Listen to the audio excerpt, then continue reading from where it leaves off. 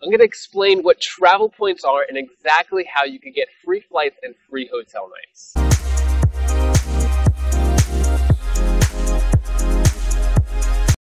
What's up, Wise Flyers? Welcome to another video. If you're new here and you want to learn how to travel anywhere in the world almost free by using credit cards and travel points, start now by subscribing and hitting the bell so you don't miss a thing.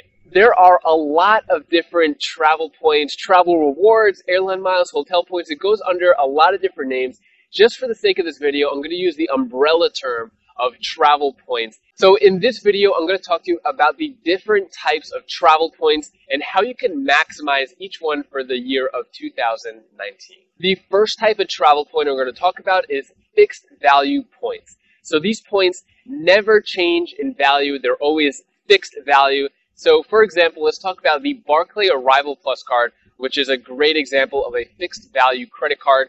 And so you're only going to get 1 cent per point. So 50,000 arrival miles is only going to equal $500.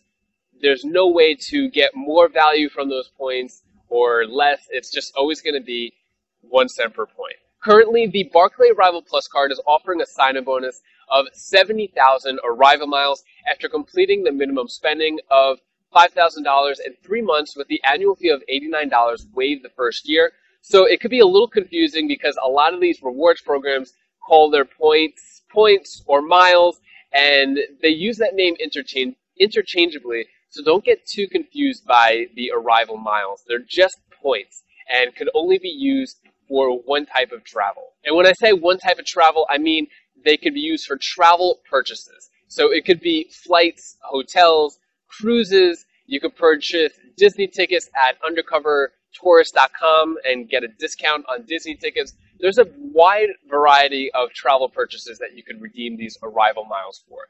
And after completing the minimum spending of $5,000, you're going to get an additional 10,000 miles because you're going to get 2 miles per dollar spent. So you're going to wind up with 80,000 arrival miles, which is equal to $800 towards anything travel related. The benefit of getting fixed value points like the Barclays Arrival Plus card is that you could use it for anything travel related. You don't have to analyze award charts. You don't have to make sure that you're getting the most value out of your redemption. It's just really simple, straightforward for people who don't want to have to think a lot about redeeming for travel. The sun just poked out. I have to put on my sunglasses. Currently, by the way, I'm in the Bahamas right now at the Viva Wyndham Fortuna all-inclusive beach resort. I was able to use hotel points for this stay, and it completely covered everything. So food and drinks are included. I'm here with my family. Anyways, back to the points. So another example of fixed value points will be cash back points with credit cards, such as the Citi Double Cash. So with the Citi Double Cash, for every pretty much for every dollar you spend, you're getting 2 points per dollar spent there with no annual fee with that card. So that's great for people who want to earn cash back and don't really have plans for travel, and you're pretty much getting 2% on everything you're spending. Now, if you plan to do a lot of traveling, I don't recommend just getting straight 2% cash back on everything. Although the earning potential is really good with the Citi Double Cash and other cashback cards, you're not really getting good redemption value. So you're going to get that fixed value redemption rate, which is good for certain cases, but I'm going to explain to you later on in the video why it's maybe worth it to get other types of travel points as well. The next type of travel point we're going to talk about and how to maximize is going to be hotel points. So the great thing about using hotel points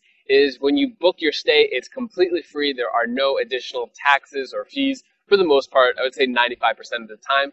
And it's pretty straightforward. And for the hotel points, we're going to talk about IHG, Marriott, Hyatt, and Hilton. Those are kind of the basic hotel point loyalty programs and the most popular. So I'll teach you exactly how those programs work and some keys to maximize those programs. One of the issues with using hotel points is that there are blackout dates. So blackout dates is when you want to book your hotel, you have your hotel points in your account, and unfortunately, it could be a weekend or holiday or a busy time for this hotel, and there is no availability, and therefore you can't book your hotel stay for free with your hotel points. And that's where fixed value points could help you out, because you could use those fixed value points for that stay, and there are no blackout dates. Now, Hyatt is the one exception where there are no blackout dates. Just as long as there are standard rooms available, you'll be able to book award nights using Hyatt points at Hyatt hotels. Now, you may be thinking, why not just use fixed value points for all of your hotel nights,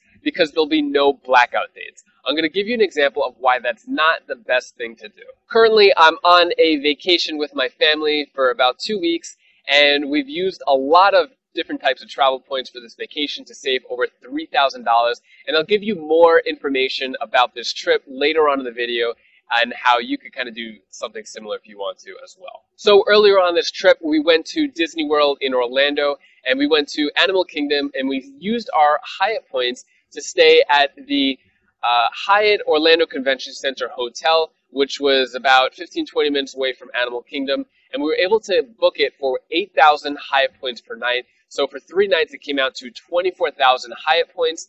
Now, if I had fixed value points and I wanted to book that same stay, it would cost $864. Therefore, it would cost 86,400 points at a 1 cent per point value. And that's not the best way to redeem the fixed value points, because as in the example that I gave you, it only costs 24,000 Hyatt points compared to 86,400 Barclay arrival points. And that's the perfect example of how to get outsized value when making your hotel redemptions. And since we're talking about Hyatt hotels, I'll tell you more about that loyalty program and why it is the best hotel loyalty program out of all of them. The reason why I think Hyatt points are the best hotel points loyalty program around is because the points prices are based on category, not the cash price of the rooms, and you get the most value with the points prices. As I mentioned earlier, with the example of staying in the Hyatt in Orlando Convention Center for 24,000 points, which would be valued at $864 in my case. And with most hotels, you're subject to blackout dates. That means dates that you won't be able to book because it could be a holiday, a weekend, or the hotel award availability is just completely booked up. They have just select rooms just for award nights. But with Hyatt, as long as there are standard rooms available, you'll be able to book any night with points. And one of the ways that you could get Hyatt points is through the Chase World of Hyatt card, which is currently offering a sign-up bonus of 50,000 Hyatt points. You also get Discoverer status with this card, as well as a free anniversary award night every year that you're paying the annual fee with that card. Also, another option could be any of the Chase cards of the Chase Sapphire Preferred, Chase Sapphire Reserve, and Chase Ink Preferred. Either of those cards, you could take your Chase Ultimate Reward points and transfer it over to Hyatt at a 1-to-1 ratio. The next hotel loyalty program we're going to talk about is the Hilton Honors Loyalty Program, which is probably my least favorite just because the Hilton Honors points are really low. They're very diluted and not really worth much. So if you do have Hilton points, I think your best way to use these points is to go for low-level category hotels, and you'll get the most bang for your buck there, and you'll be able to stretch out your Hilton Honors points the most. An example of this is if you stay in Dubai, you can get 7 nights for free with 1 credit card sign-up bonus with the American Express Hilton card. I'll show you exactly how to do this step by step. You can click the link above for that, and I think that would be the best way, the best use of Hilton points. Next is Marriott. Marriott hotels are everywhere, and there's over 6,000 properties worldwide, so if you do have Marriott points, it won't be hard to find any properties in any city around the world pretty much. The reason why there's so many hotels now is because Marriott merged with SPG, so there are a lot of hotels to choose from with Marriott. There are a couple of cards where you can get Marriott points through Chase that are offering decent sign-up bonuses. You could also transfer your Chase Ultimate Reward points as the card that I mentioned in the Hyatt example over to Marriott at a 1-to-1 ratio. Next is IHG, and IHG also have a lot of hotels worldwide, which you can get a lot of value in different cities and small towns around the world. Although it's really hard to get value with IHG points, I value the points less than a cent as well. There is some good value that you can find in the Points Break list, which comes out every so often, which is a list of the cheapest hotels that you could find, or not cheapest, but the best deals that you could find, with hotels valued at 5,000 points per night. The reason why that's valuable is because usually the points price per night with IHG is going to be anywhere from 10,000 points per night to 70,000 points per night. But a way I think you could get a lot of value with IHG is to get the IHG Premier card, which is offering an anniversary award night at any hotel value at 40,000 points or less per night with the annual fee of $89. I've been using the anniversary award night with the IHG card for a few years now. I've used it in Johannesburg, in Charleston, South Carolina, as well as last week in Key West, we stayed at the IHG Intercontinental La Concha Hotel, and we were able to redeem our anniversary award night there. With IHG, similar to the hotels of Hilton and Marriott, I think you get the most value by stretching out those points and have multiple nights instead of going for the high category or really fancy hotel where you can just blow your whole account on 1 or 2 nights. I think it's worth it to get like 10 to 14 nights depending on the credit card and how many points you have stretched out over many different nights. The next type of travel points we're going to talk about are airline miles, and this is where things get a lot more complicated compared to hotel points. There are a lot more variables with airline miles and it can be really tricky to redeem. There are 4 different pricing categories that airline miles will fall under. It could be geographical zone, it could be miles traveled, cash value of ticket, or whatever the airline feels to do at the moment, such as Delta, which doesn't publish any award charts at all, so you're kind of in the dark when trying to redeem miles.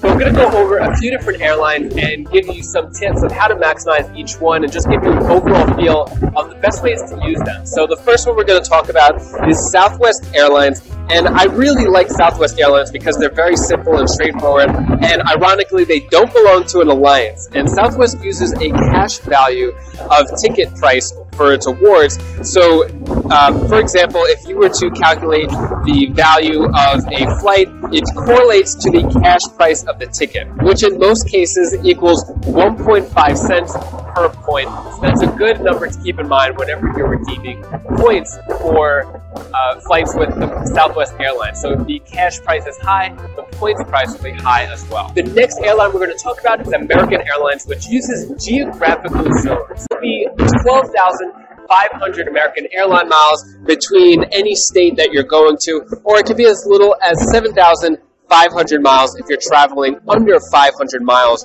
between your distance. So in this case, you're better off using the American airline miles if you're going to fly from, let's say, East Coast to West Coast, because you're going to get the most value out of those miles because it's still going to be 12,500 miles for that long distance. And one important thing to know about using American Airlines is don't go to Europe from the US using American Airlines. The reason why is because, as I mentioned before, American Airlines is partnered with British Airways, and anytime you use British Airways to fly to Europe or across the Atlantic, usually it goes through London, and anytime it goes to the hub of London, it'll charge huge fuel surcharges as high as $400-500. And there are ways around this, but it is a little complicated. I'll save that for another video. But to go to other places around the world, as a general rule, it'll cost anywhere from 40,000 to 42,000 American airline miles for a one-way to get to the farthest place in the world from the US. So for example, to go to Australia, it can be as low as 42,000 American airline miles. The next airline is Delta SkyMiles loyalty program. So Delta does not publish their award charts, which is very strange compared to all the other airlines where you can actually see how much it is to go from one destination to another. For example, as I mentioned with American Airlines within the continental US, for the most part is 12,500 per way. But with Delta, there's no way of telling. They just do whatever they want. So I think the best way to use Delta SkyMiles is to take advantage of their deals that they publish often with their award seating. Since Delta SkyMiles can be unpredictable to fly wherever you want to go, for the most part the points price is still the same. For example, to get to Europe, it could be 32,000 Delta SkyMiles from the US over to Europe, but they publish deals that can be as cheap as 30,000 Delta SkyMiles round trip to Europe from the US. So if you're going to use Delta SkyMiles, I think the best way to take advantage of it is to go to the Delta awards sales page, and you'll see a lot of deals there to use Delta Sky Miles, which will be a lot lower than other deals, with other airlines, or if you're going to use Delta Sky Miles in general, it'll be lower. So keep an eye out for that. Next up is British Airways Avios points. So these could be pretty beneficial if you use them in the right way. They go by their pricing with award miles travel. Depending on what distance you're going to be traveling, it costs a different amount of miles per distance. So if you're going to be traveling within the US using British Airways Avios points, if you're going to stay within those ranges of the miles traveled, it could be as little as 7,500 Avios points to get from New York down to Florida, to give you an example. And for that flight to go from New York down to Florida, to Miami, Florida, you would be using American Airline Mile plane, even though you're booking it with British Avios points.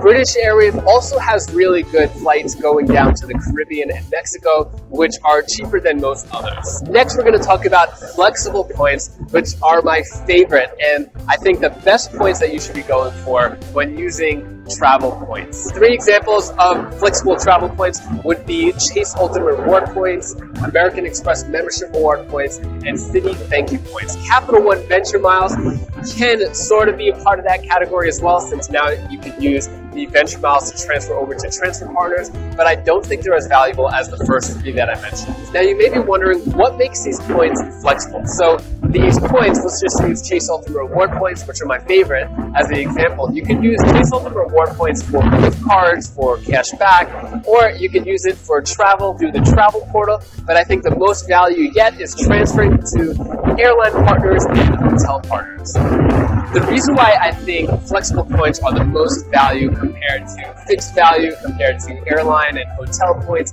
is because you could earn flexible points, and then when it's time to redeem for a certain trip, you could see which airline gives you the best value, because you can transfer, like for Chase, for example, you can transfer to British Airways and they give you the best value, or Southwest, if Southwest Airlines gives you the best value for a points flight.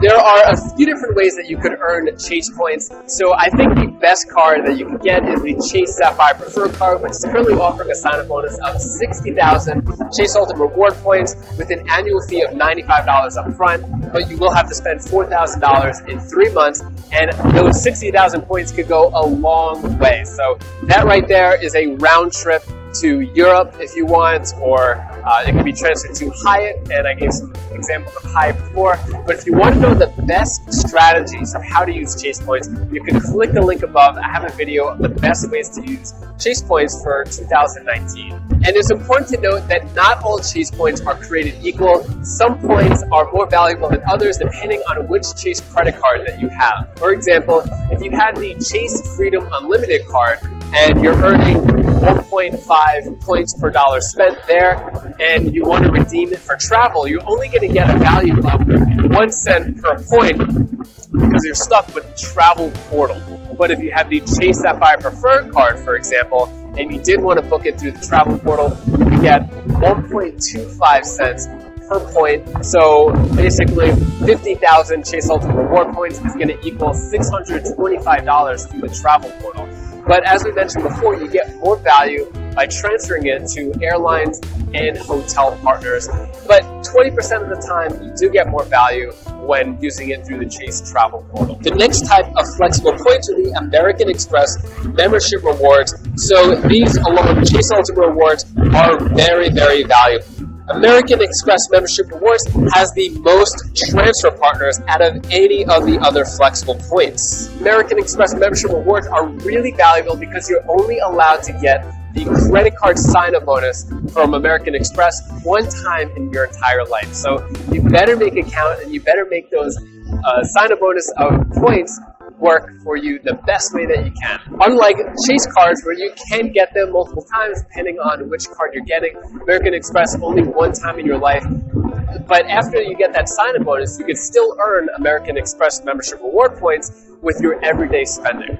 And my 2 favorite American Express membership reward points earning cards would be the American Express Platinum, which is currently offering a sign-up bonus of 60,000 American Express membership reward points, but you can get the 100,000 sign-up bonus offer sometimes through the card match link. And if you want to learn more how to get that 100,000 point sign-up bonus, you could click the link above for that. Sometimes it works, sometimes it doesn't, depending on the time of the year and when you're watching this video. Next is Citi Thank You Points, which is very valuable as well. And the good thing is that these 3 flexible points programs that I'm mentioning, they have certain airlines that overlap. So if you have Chase credit cards that earn Chase Ultimate Reward points, or American Express cards that earn membership reward points, and Citi Thank You points, you could use them for the airline Air France flying Blue Miles, and all 3 of those points programs could be all funneled into one airline, such as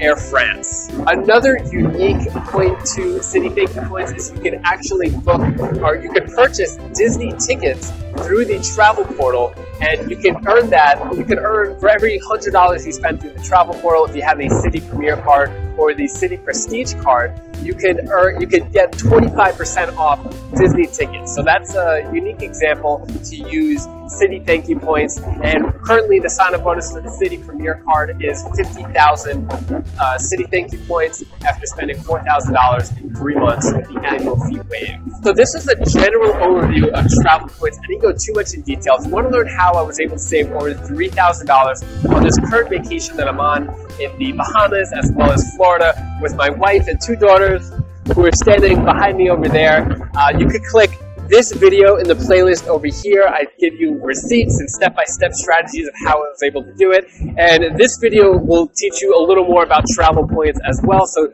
you could click one of those videos right now, and I'll see you in the next video.